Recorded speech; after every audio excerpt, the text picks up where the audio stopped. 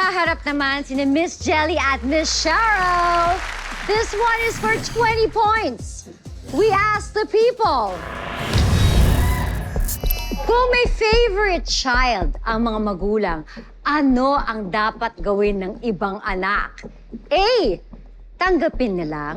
B.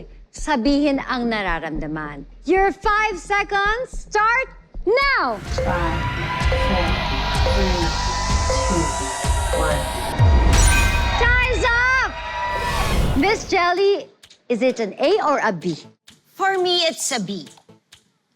Feeling ko kasi parang yung mga magulang minsan parang busy sa maraming inaasikaso, maraming ginagawa. Hindi nila napapansin, nabubuking na pala sila ng mga Nakikita. anak nila.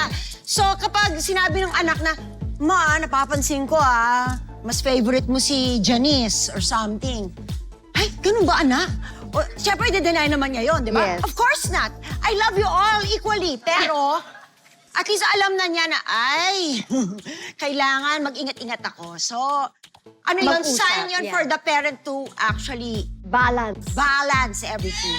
Sa inyong magkapatid, when you were young, may paborito ba sa inyo o naramdaman nyo bang may paborito sa inyong dalawa? Wala naman ata. Baka siya yung favorite. Kasi siya yung artista eh. Ewan ko, wala namang ganun. Walang naramdaman. Wala naman akong Oh, that's naramdaman na nice, ganun. that's nice. Ito Ganyan naman, Miss talaga. Shay. Sa tingin nyo, anong sagot ng people and why? Nararamdaman ko letter B. Letter B. Yeah. And letter why B is that? sa ngayon. Dahil gone are the days na tumatahimik ang mga bata. I think mas expressive sila ngayong mga panahon na to at pinapaalam na nila kung ano yung nararamdaman nila. Your opinions are always welcome in the family. The people have spoken at ang sagot ng people ay...